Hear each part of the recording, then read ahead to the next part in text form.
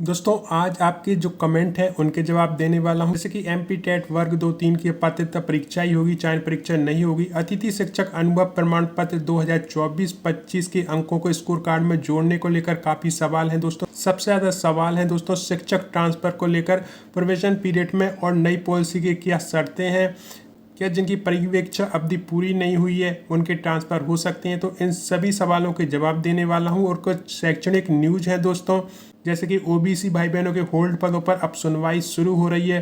Transfer की date भी update की गई है दोस्तों, और प्रमोशन और नई भर्ती से संबंधित अपडेट भी शेयर कर रहा हूं दोस्तों। अब दोस्तों यहाँ पर आपको डेट्स देखनी है। 17 जून 2025 को श्री मोहन कैबिनेट ने दी थी मध्य प्रदेश लोक सेवा पदोन्नति नियम 2025 को मंजूरी। विभागों ने शुरू कर दी थी डीपीसी बैठकों की तैयारी। इस पर भी कुछ कर्मचारी हाईकोर्ट पहुंच गए। कोर्ट के फैसले का इंतजार में साल भर में 10,000 से ज़्यादा कर्मचारी रिटायर्ड। दोस्तों यहाँ पर आप देखेंगे तो पदोन्नति के नए नियमों का 1 साल, कोर्ट केस में अटके 4 लाख प्रमोशन, भर्ती भी रुकी दोस्तों। हाई कोर्ट के चीफ जस्टिस की सुप्रीम कोर्ट में नियुक्ति फिर से शुरू होगी, याचिका पर सुनवाई। दोस्तों यहाँ पर यदि आप देखेंगे तो राज्य सरकार ने वर्ष 2028 तक 2.5 लाख पदों पर भर्ती का लक्ष्य रखा था। 78,000 से अधिक पदों पर भर्ती हो चुकी थी। 27% ओबीसी आरक्षण का मामला लंबित होने के कारण 13% पद रुके हुए हैं। 13 से 14,000 नियुक्तियां नहीं हो पाई हैं। भर्ती प्रक्रिया केवल उन पदों के लिए हो रही जो सृजित किए गए हैं। इसमें भी स्वास्थ्य और ऊर्जा विभाग के पद अधिक हैं दोस्तों। कर्मचारियों की पदोन्नति अटक गई। तो दोस्तों कुल मिलाकर यथा स्थिति आपके सामने है। यहाँ पर यदि आप देखेंगे दोस्तों तो कैबिनेट बैठक में तारीख बढ़ाने के मुद्दे पर सीएम ने दी मोहलत। पूरी अपडेट देखें दोस्तों तो सीएम श्री डॉक्टर मोहन यादव जी ने 16 जून की रात 12 बजे तक की तारीख बढ़ाने का ऐलान कर दिया। इसके बाद दोपहर से रात 12 बजे तक थोक बंद तबादले हुए। असल में तबादलों की तारीख 15 जून की रात 12 बजे खत्म हो गई थी। इसकी वजह से कई विभागों में मंत्रियों के अनुमोदन के बावजूद आदेश जारी नहीं हुए थे। पर सर्वर पर प्रेशर ज़्यादा होने से आवेदन पोर्टल पर अटक गए थे। कुछ पर 16 तारीख दर्ज है। ये सभी पूर्व से अनुमोदित हो चुके थे, इसलिए समय मिलना चाहिए, जिस पर सीएम साहब ने 16 जून की रात 12 बजे तक आने का ऐलान कर दिया था दोस्तों। और आप स्वयं जानते हैं दोस्तों कि अभी जो है 19 से स्वैच्छिक ट्रांसफर के आवेदन होने हैं शिक्षा विभाग में। 27% जो आरक्षण है उस पर सुनवाई चल रही है दोस्तों। पूरी अपडेट देखते हैं तो ओबीसी आरक्षण 27% किए जाने के खिलाफ व पक्ष में दायर की गई याचिकाओं की सुनवाई हाईकोर्ट जस्टिस श्री आनंद पाठक तथा जस्टिस श्री बीपी शर्मा जी के युगल पीठ द्वारा की गई है। युगल पीठ ने सभी याचिकाओं पर 24 जून से प्रतिदिन सुनवाई के आदेश जारी किए हैं। युगल पीठ ने पक्ष तथा विपक्ष दायर की गई याचिकाओं को अलग अलग करने के आदेश जारी किए थे। आरक्षण के खिलाफ दायर याचिकाओं को पहले से पक्ष प्रस्तुत करने के अवसर प्रदान किए गए हैं, जिनकी तरफ से सर्वोच्च न्यायालय की संवैधानिक पीठ के द्वारा इंदिरा साहनी के मामले में पारित आदेश का हवाला देते हुए कहा गया कि आरक्षण की अधिक सीमा 50% से अधिक नहीं हो सकती। इसके अलावा जनसंख्या के आधार पर आरक्षण की सीमा को नहीं बढ़ाया जा सकता। युगल पीठ ने बुधवार को सुनवाई के बाद पुनः प्रारंभिक स्तर से सुनवाई प्रारंभ करने के आदेश जारी कर दिए हैं दोस्तों। तो दोस्तों आप स्वयं जानते हैं कि 13% पद जो है होल्ड किए गए हैं। ये निर्णय आता है हमारे उन सभी भाई बहनों को लाभ मिल जाएगा दोस्तों जो कि होल्ड पद में हैं और जिनकी अभी तक ज्वाइनिंग नहीं हुई। शिक्षा विभाग में 2018 से लेकर और अभी तक की जितनी भी भर्तियां हैं उनमें 13% ओबीसी वर्ग के जो पद हैं वो होल्ड किए गए। ये होल्ड हटता है दोस्तों तो डेफिनेटली 2018 से लेकर अभी तक जितनी भी भर्तियां हैं वो क्लियर हो जाएगी। वहाँ पर आपकी वेटिंग भी क्लियर हो सकती है दोस्तों, जिसकी पूरी संभावना है। चाहे वर्ग 1 की बात की जाए, वर्ग 2 की बात की जाए या वर्ग 3 की बात की जाए दोस्तों। इस विषय में आप क्या सोचते हैं कमेंट बॉक्स में अपनी राय जरूर रखें। अब दोस्तों सबसे ज़्यादा कन्फ्यूजन इस बात को लेकर है कि अब अलग से चयन परीक्षा नहीं होगी, केवल पात्रता परीक्षा टेट के स्कोर से ही फाइनल मेरिट बनेगी।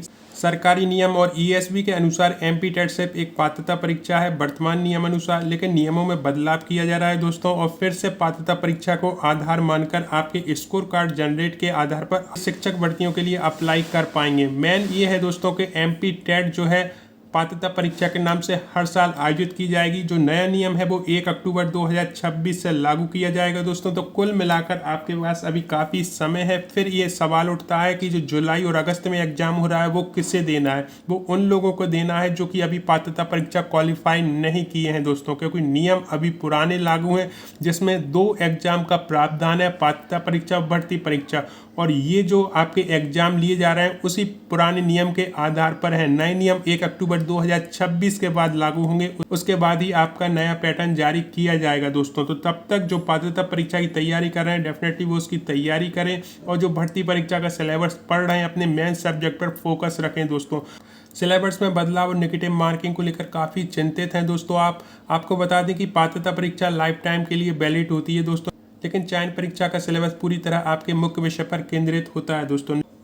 नेगेटिव मार्किंग की बात करें दोस्तों, तो ऑफिशियली नोटिफिकेशन में कहीं से कहीं तक नेगेटिव मार्किंग की प्रावधान नहीं है आपकी भर्ती परीक्षा को लेकर दोस्तों। इसी तरह दोस्तों आपकी जो यदि पात्रता परीक्षा से ही मेरिट बननी है तो उसमें भी नेगेटिव मार्किंग का प्रावधान नहीं होगा। शिक्षक भर्ती में नेगेटिव मार्किंग नहीं रखी जाती दोस्तों, जहां से आपकी मेरिट बनती है खासकर उन परीक्षाओं में दोस्तों। तो बिल्कुल भी चिंता न करें नेगेटिव मार्किंग को लेकर, ऑफिशियली वेबसाइट को देखते रहें दोस्तों। बहुत जल्दी जो है आपकी पात्रता परीक्षा से संबंधित नियम जारी होने वाले हैं।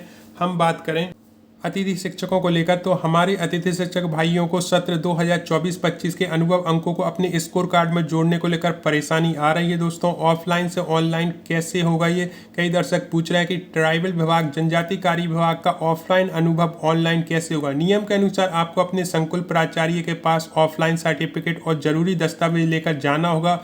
वहाँ से वेरिफिकेशन होने के बाद ही इसे आप GFMS पोर्टल 3.0 पर ऑनलाइन दर्ज और अपडेट करा सकते हैं दोस्तों। नंबर कब तक अपडेट होंगे ये भी बहुत से भाई बहनों ने पूछा है। विभाग द्वारा वेरिफिकेशन की समय सारणी पोर्टल पर जारी की गई है दोस्तों। आपके दस्तावेज डिजिटल रूप से सत्यापित हो जाते हैं, आपके नए अनुभव स्कोर कार्ड में जुड़ जाते हैं। इसके लिए अपने संकुल से तुरंत संपर्क करें दोस्तों। तीसरा और सबसे बड़ा अपडेट शिक्षक के ट्रांसफर को लेकर है। नई ट्रांसफर पॉलिसी 2026 लागू हो चुकी है दोस्तों, लेकिन इसमें 2 शर्तें ऐसी हैं जिनसे सबकी नींद उड़ा दी है। नियुक्त शिक्षक हैं और जिनका 3 साल का प्रोविजन यानी परिवीक्षा अवधि पूरा नहीं हुआ, वे इस सामान्य ट्रांसफर प्रक्रिया में आवेदन नहीं कर सकते। नियमों के अनुसार प्रोविजन पीरियड के दौरान ट्रांसफर पर पूरी तरह से रोक रहती है दोस्तों। यदि विशेष परिस्थितियां हैं तभी आप इसमें आवेदन कर सकते हैं दोस्तों।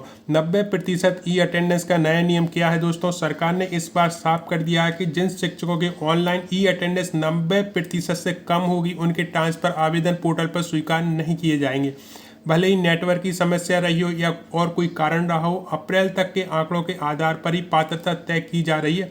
इसके साथ ही प्रशासनिक ट्रांसफर पहले किए जा रहे हैं और उसके बाद बची हुई खाली सीटों पर स्वैच्छिक ट्रांसफर का मौका दिया जाएगा दोस्तों। स्वैच्छिक ट्रांसफर के लिए आप 19 तारीख से जो है आवेदन कर सकेंगे दोस्तों। ये थी मध्य प्रदेश शिक्षक विभाग से जुड़ी 3 बड़ी और बिल्कुल सटीक खबरें। कोई भी कदम उठाने से पहले स्कूल शिक्षा विभाग के ऑफिशियली पोर्टल पर जारी दिशा निर्देश को एक बार जरूर पढ़ लें।